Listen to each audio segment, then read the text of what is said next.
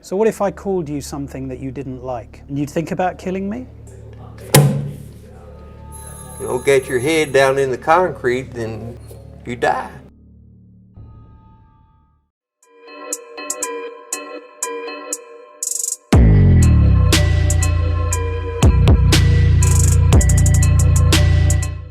Salve ragazzi, sono Mr. Amon.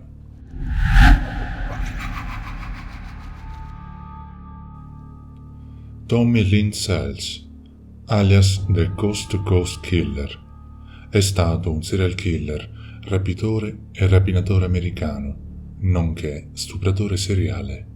L'infanzia di Tommy Lynn non è stata delle migliori, anzi, a 8 anni un uomo di nome Willis Clark iniziò a trascorrere del tempo con lui e a molestarlo con il consenso della madre.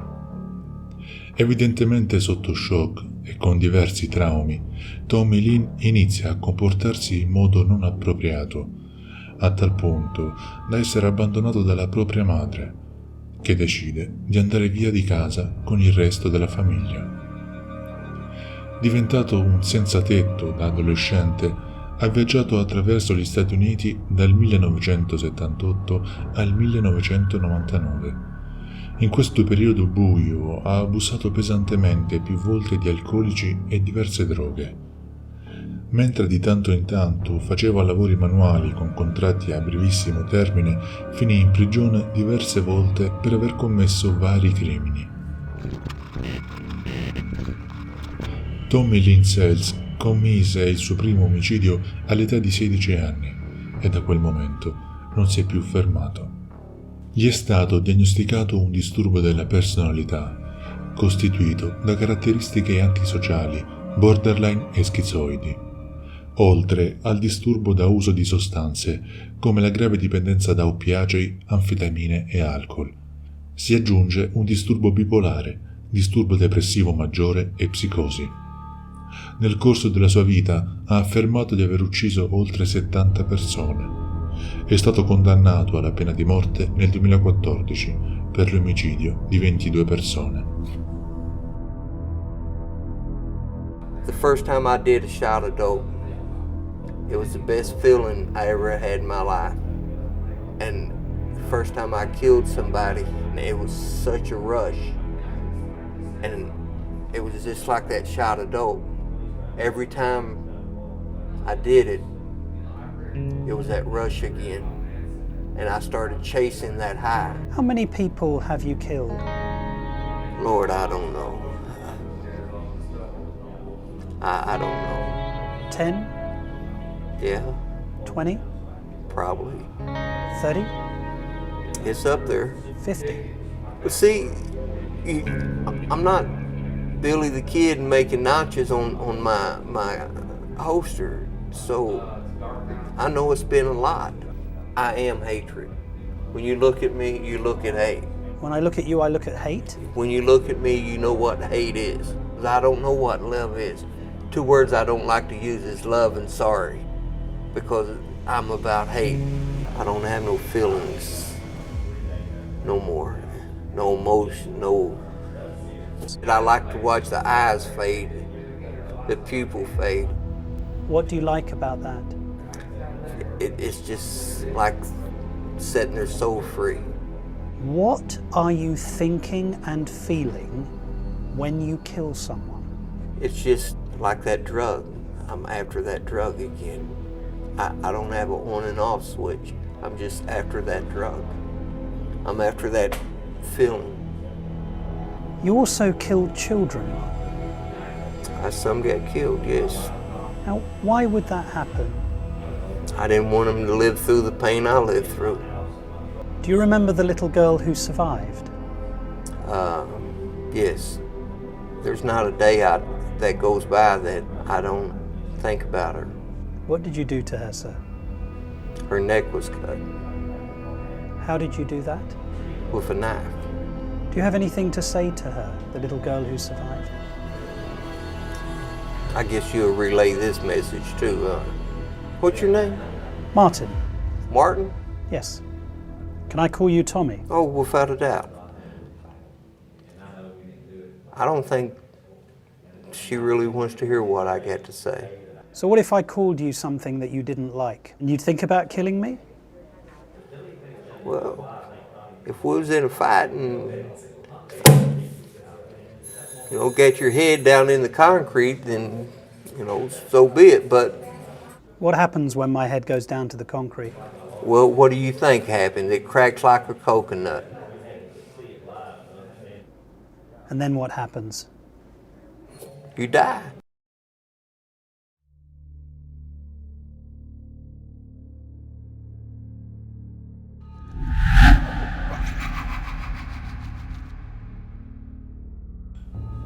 Diane Downs. Anche se non è definibile esattamente come serial killer, la storia di Diane Downs vi lascerà senza parole.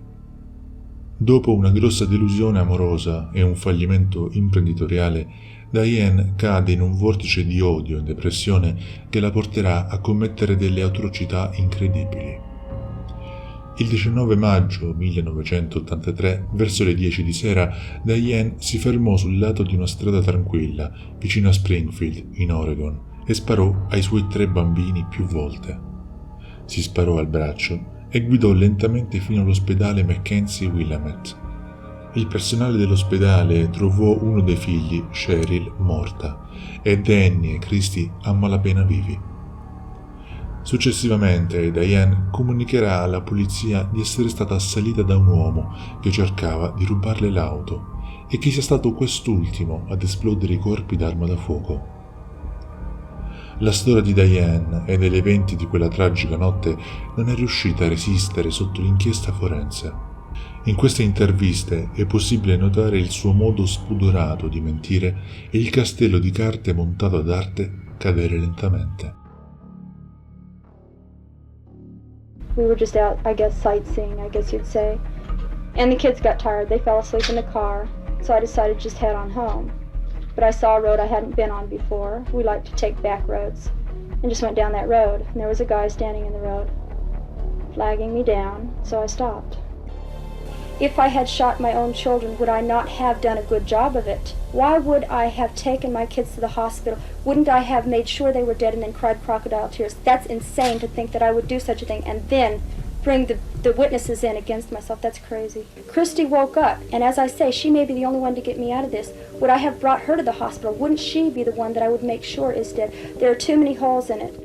When this man shot my daughter, my first reaction was to snap back to my childhood, to the pain that had happened to me back then, my marriage, my entrapment by society. This man was bigger than me. He was stronger than me. He had more power because he had a gun. And I stood there and I looked at Christy reaching, and the blood that just kept gushing out of her mouth.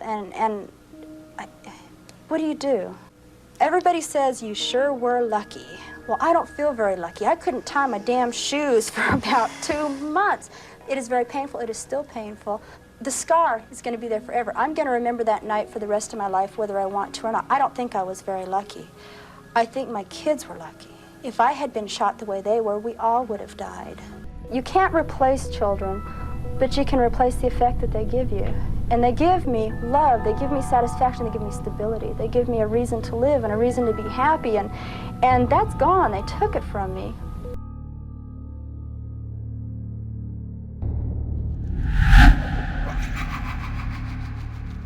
Edward Wayne Edwards scappò dalla prigione di Akron, Ohio, nel 1955, rapinando le stazioni di servizio per denaro. Nel 1961 è stato inserito nella lista dei 10 fuggitivi più ricercati dell'FBI. Alla fine fu catturato e arrestato ad Atlanta, in Georgia, il 20 gennaio 1962. Rilasciato nel 1967, ha ucciso tra il 1977 e il 1996 almeno 5 persone ed è sospettato di molti altri omicidi. Tra le sue azioni più assurde rientra anche l'omicidio del proprio figlio adottivo nel 1966. Il 25enne Danny Boy Edwards venne ucciso dal padre per la sua assicurazione di $250,000. Well, I told him that his ride will be coming, and that there were some cigarettes in the bottom of the duffel bag. I said, you go ahead and get them out so you'll have access to them. And so the duffel bag is, for example, down here where my feet.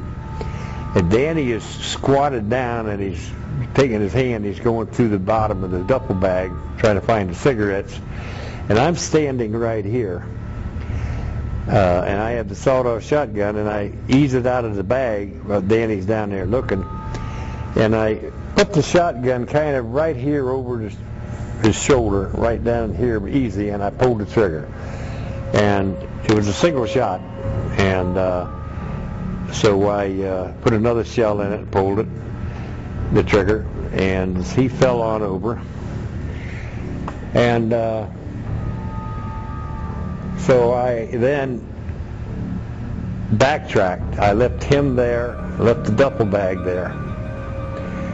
And it was well covered. I mean, nobody could see it way back in there. And I backtracked, and we went back to the car and